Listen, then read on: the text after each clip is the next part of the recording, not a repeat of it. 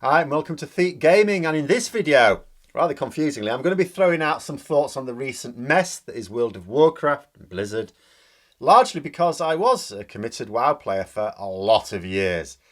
This channel was brought into being for World of Warcraft for quite a while, for many years.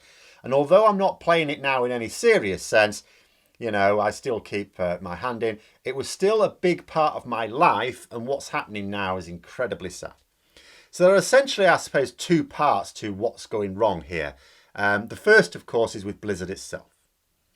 And I was quite stunned to hear of the misogynistic behaviour that was not only going on at Blizzard, but going on so openly. You know, I watched Preacher's video on this. For those who are into World of Warcraft, why would you be watching this if you're not? Must be the first guy whose WoW content I ever watched regularly. You know, when he started back in Cataclysm. And actually, he's a bit of a jinx, isn't he? The game went downhill when he started. Never mind, it's probably not his fault. But he talked about being unable to support a company that behaved in such a way. Now, my response would generally be, well, let's wait and see how it reacts now that it's out in the open. Now, I don't buy that there were senior executives who didn't know about it. I think it was Mike Morhaime saying he didn't know about it. I don't think that's credible.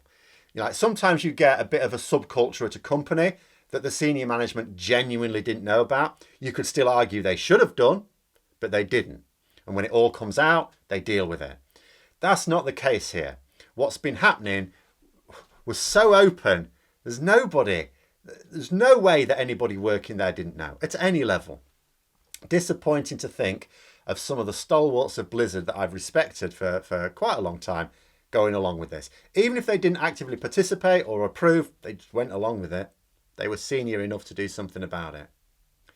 But then there's the game itself. Now, when it comes to World of Warcraft, so I've largely stopped playing in BFA, really. You know, I was a serious raider for quite a while, then I took a break and then came back, and I was a mythic raider throughout Legion, for example. But that was the last expansion for me. You know, then I stopped. And I stopped not because I looked at BFA and went, it's a load of rubbish. It was because work was just going to be too much. I was going to have, the following year, I was going to have too much on at work. I just knew I wouldn't be able to keep it up. And I was reminded about a video I did in 2017 about some of the issues that World of Warcraft was having then. And I was still raiding then and intended to do so for many more years. This was relatively early on in Legion. But I talked about the things that Legion introduced that were causing lots of other raiders to quit. It was certainly putting pressure on me, but putting lots of other raiders out. And then I listened to Preach talking about issues with the game now. Now, I'm not playing it at that level now. I keep a bit of an eye on it, but I'm not really playing it. And he was talking about these things being an issue for the past 2.5 years, I think he said. And I've been thinking, no, mate, it's more like 5 years. 4 years at least. The issues that are in the game now, which I keep myself, as I say, relatively informed of, given that I'm not playing it, are just part of a journey that was begun with artifact power. Different system, but for the same purpose. And the problem is that the purpose is as pointless today as it was then. I would get it if it made some sense, the purpose. Because I'd get, you try something, it doesn't work, you try something else because you need to solve it. But all of these systems that WoW developers keep putting in are a solution to a problem that doesn't actually exist.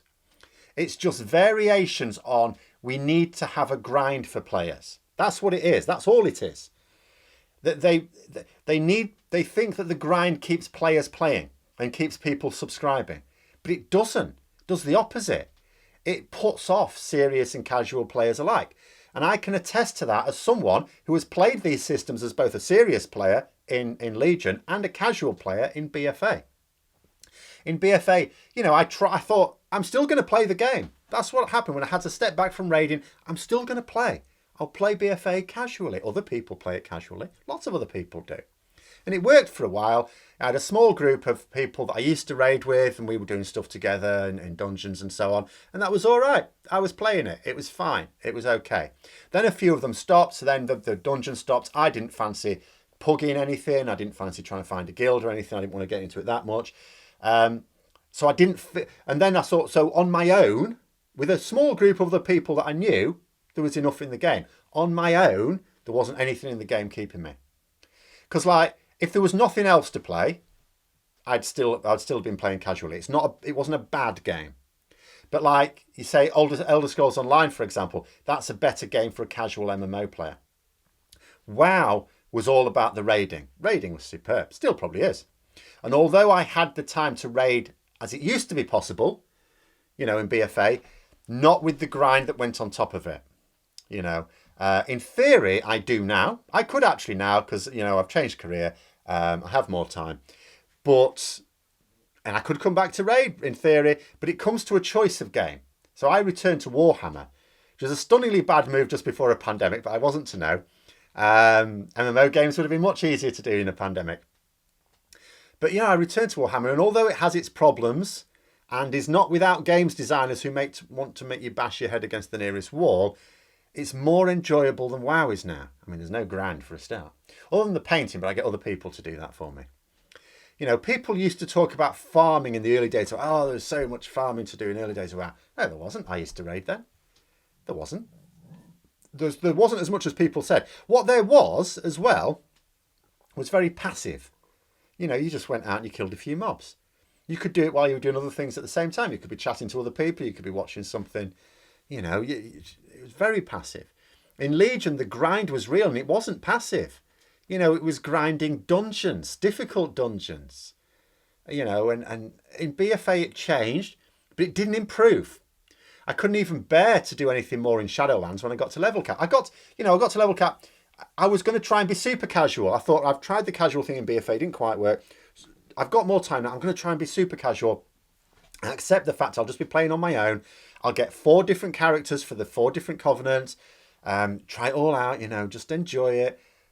I got to level cap with 1 character and then just didn't see the point. See, ESO, and I haven't played an online game for a while now, other than to log on for the daily rewards for ESO. There's no point in WoW. I could be away from ESO for months, and I have been. And then I can log on and just head out and do stuff. I haven't done the new expansion yet. I can just go out, no problem, do stuff.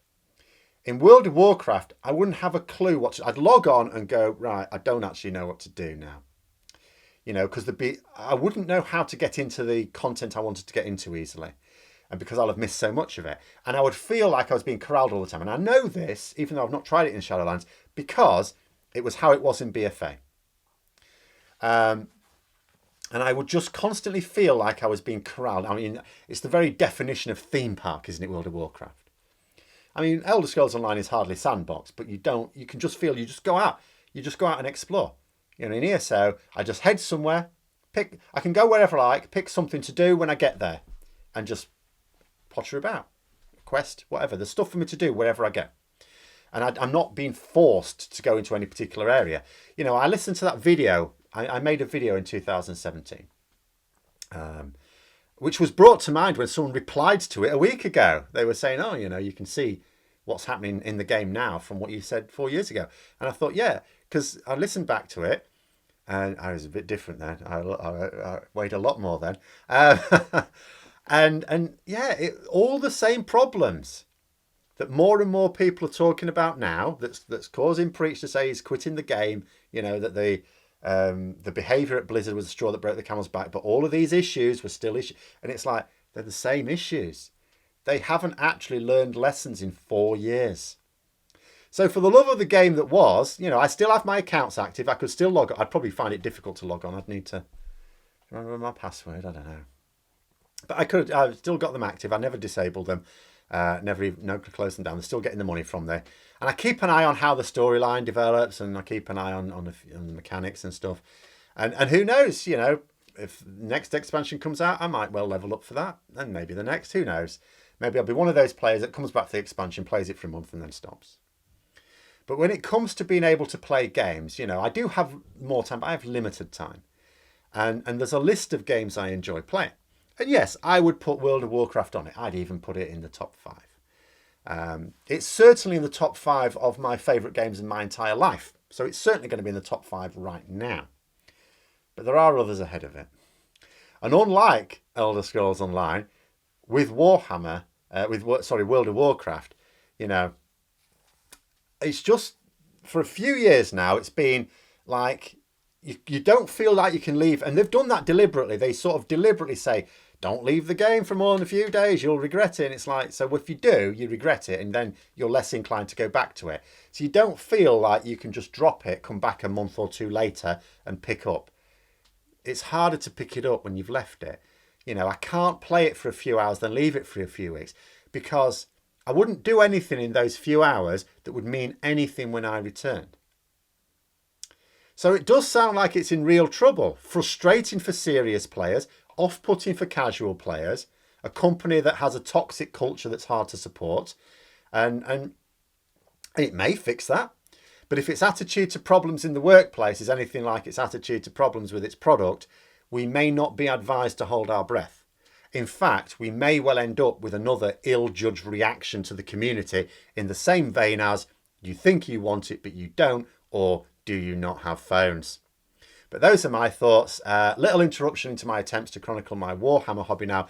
But, you know, this channel was always intended to be an outlet for my gaming hobby, which was fine when I had one game. But then, you know, when it changes to other ones, it's very weird. It was WoW for a long time. Now it's more Warhammer, but it's also more casual Warhammer, and therefore pottering about others. But this just seemed an important junction in what was a very important game in my life, and certainly a very important game on this channel. But those are my thoughts anyway. Let me know yours in the comments below, particularly if you are still playing World of Warcraft or have only recently quit. But there it is. Until next time, I'll see you later.